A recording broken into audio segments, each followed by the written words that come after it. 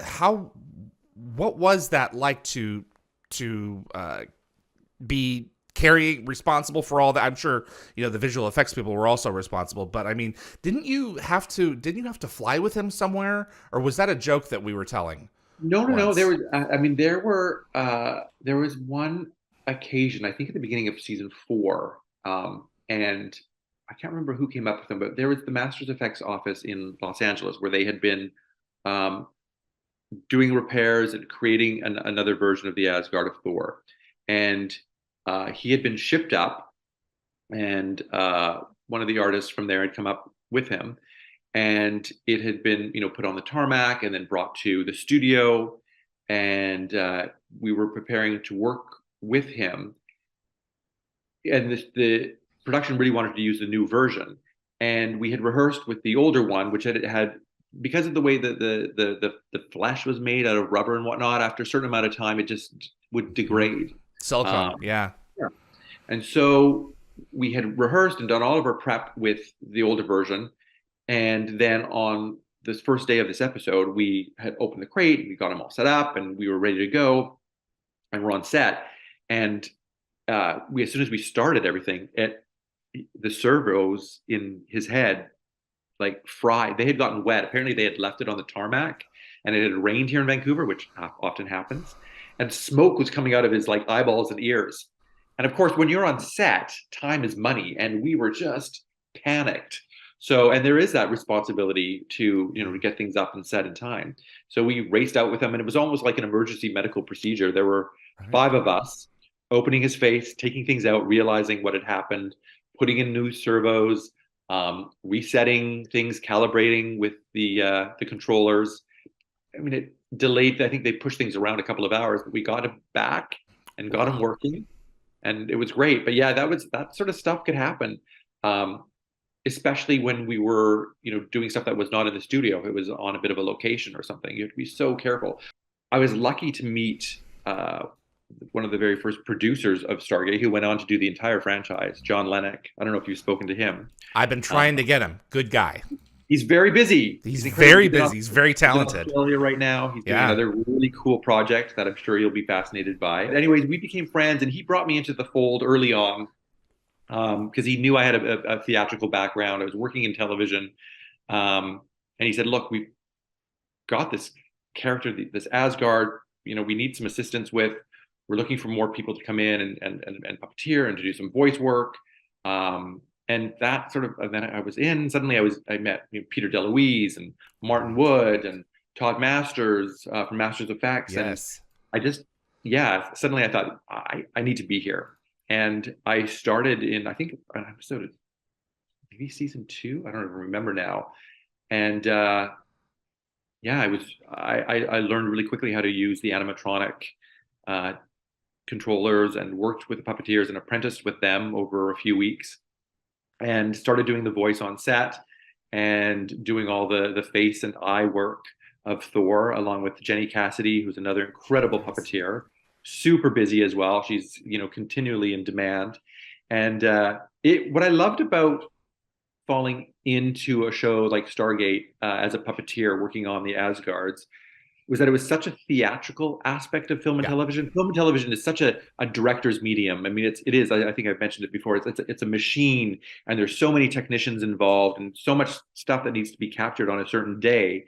Um, but as puppeteers and performers, you need to work really collectively as an ensemble in order to bring this inanimate creature or alien to life. And so, unlike a lot of other people, we would have our stunt people as well, but we'd have rehearsal time and we'd get early copies of the script and say, okay, how are we going to accomplish this um, practically without having to dive into, you're going to have help us out with vis effects or special effects. How are we going to make our little 3.5 foot Asgard do what he wants to do, move in the space, and make it easier for the cast to relate to and to have conversations with. So we would spend a lot of time, and there were at any given time there were four of us working the Asgard in different Wow. capacities as puppeteers, as well as an assistant or a production assistant who would make sure batteries were charged and cables were set. And I mean, we had, as I said, I worked on often the mouth and different facial portions of Thor. Jenny often did the eyes and eyebrows. And so we really had to work together when I was speaking on set so that we would be able to match exactly what was being said and have responses to things that were, being said to us as well. Otherwise, it just looks stupid. But we also had somebody working with the breathing mechanism. So he had a bladder in his chest that would allow him to sort of, have that sense of constant movement. And then also somebody on the arms and the body as well. So he could contort and move and reach up his hand and grasp at things. And we got to a point where we were so comfortable working with each other that we would end up improvising often with Amanda tapping or with Richard. And they would love it because we would get so much more from those scenes and from the characters because we had the ability to do that. And it's only because we were all from a theatrical background Yeah. and just had spent a lot of time with the little guy. So so there was the mouth, the eyes and the eyebrows, the bladder, and then the arms. What controlled like the head movement? There was a lot. that was so the person who was usually on the ground working the arms as needed Okay. and the bladder also would do the head. Sometimes there were a few different versions of Thor Yeah. and then after other Asgards. Loki, for example, and they Mhm. started getting better and better with how they were building them. So controls were simplified. But yeah, there was somebody often behind who would move the head. It was the easiest, very sort of hand rod puppetry, so that he could completely turn his head at who he was speaking to, Wow. not. But yeah, we really had to be in sync at all times. So it took a lot of focus. It was always a stressful thing. I know for production, John, as producer, would sort of be like, "Oh my gosh, there's like a big episode coming up again with the aliens, and it's all of you guys are here like all the time, and it's costing us so much money."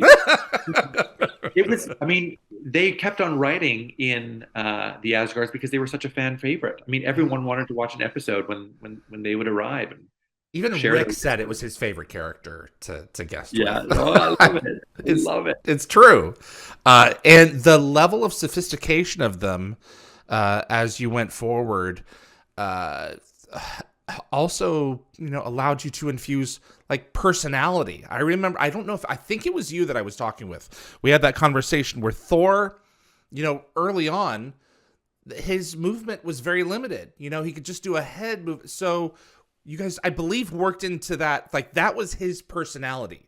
Whereas Mhm. someone like Visir way later on or Hermione, they were, because you had the ability to move the characters as much as you did, they were much more active in their personality. Whereas when Thor came on later, in the later versions of him, he was still stoic and rigid, and Yes. that was just his posture. That's who he Yes. was. Yeah, it's who he was, and he kept that from the beginning. But yeah, you're right. As the technology advanced and we were able to do more with the creatures that were built for us, yeah, we were able to do so much more personality wise. So that made it a lot of fun. We had a lot of wonderful comedic scenes. I remember in Stargate Atlantis. So it was just yeah, it was such a treat to see how those characters were able to evolve. And there was one point I think it was a convention in Vancouver Mm. that Jenny and I had actually brought our Asgard out, and we did a live demonstration for a packed house, and it was just crazy to us to see the fans that wanted to see him after, to have photos with him, to meet us, to see how it worked, how we made him move through the space, and it was really a thrill. It must be uh, to recognize that you're appreciated for creating life into something that's inanimate, not akin to say like Kermit the Frog or Cookie, 100%. Cookie Monster. It's just a level of sophistication is increased, and there's more people perhaps involved, but it's still the same basic kind of technique. It's got to be Yeah. very rewarding. It is so rewarding, and it's even rewarding today. I had posted on my Instagram, which is a small following. I'm not very huge on social media, but a lot of my colleagues who I'm working with now responded immediately Yeah. with like a costume designer who I'm working with, and production designer and camera people, and they're like, "You you worked on Stargate? Yeah. We didn't know that." And so I'm sure some of them are watching now, and they were super thrilled and excited. It literally still takes me by surprise when I find the people that are fans of the show. Always finding new people in my circles as well. I think one of the cool things about the franchise is well, its perennial nature is just a byproduct of the stories that were told and what they chose to focus on. But people are still finding the show through streaming. They're still finding it, on in syndication, and it kind of doesn't go away. And there's something to be said for a show that kind of sticks around that way. The stories that were being told were worthwhile and meant something, and in some ways are more relevant now than they were then, with all the technology and everything else that's happening. It's a little creepy. Yeah, things with the environment, and Mm-hmm. absolutely, it's and this push to bring it back. Yes, Constantly see online too, which is fun. absolutely. We can. No one can get enough. I sold the first one, a puppet that was created for, I believe, Outer Limits, probably. And the last one that was used in Stargate Atlantis. And I remember the last one had two crates that were basically the size of Asgard caskets, Yes. one on top of the other. And when you open the one that has the puppet in it, the inner lining had like planets and stars. It was very casket-like, very unusual. I don't know whose idea that was, but it was great. So those giant wood caskets, which is kind of what they Yeah. were super important, and they weren't always watertight. But as you probably saw when you opened them up, there were a lot of different. The original version of him had a lot more steel rods and whatnot, and yeah, it was a heavy uh, puppet to work with, and it did have some issues initially, but just got better and better with time. Yeah, the technology is just Yeah. goes that way. And now they've got I remember for Martin Wood was talking about 200, and the technology that they had to just synchronize the mouth with essentially MP3 files you put into it, and it builds a corresponding movement based on the dynamic. There's something really lost with that. When Yeah. an artist is no longer involved in making the mouth movements and the facial features and everything else, I think we lose something. Of course. Well, you lose the ability to perform in a sense. As I said, some of the great stuff that was captured early on would be stuff that wasn't, that was in between the lines in the script, or after, we'd cut, and then we'd continue playing along with the scene a little bit. Got some golden moments, Right. 100%. And also, even if they weren't moments that were usable for the show, they really kept the crew entertained and the I cast. can They were imagine. hard, long days we were doing, and it would be just so fun to have some sort of real cheeky comment come out of Thor's mouth after the camera started rolling. We did that quite frequently, and we kind of had to. We needed to keep up with people like the Pete DeLuises and the Martin Woods, who Oh were my just gosh. so quick with all of their responses and whatnot. So But it allows you to improvise and discover new things. So yes, it's always a yeah, learning process. yes. Thanks for watching this clip from Dial the Gate. If you enjoyed the video, give us a thumbs up. It's our goal to share a new Stargate story every day while we're on break. Please feel free to subscribe to future episodes here on YouTube. And if you have Stargate friends who might like this clip, let them know about us. Be sure to visit dialthegate.com to view the complete archive, as well as transcripts from past interviews. I'll see you on the other side.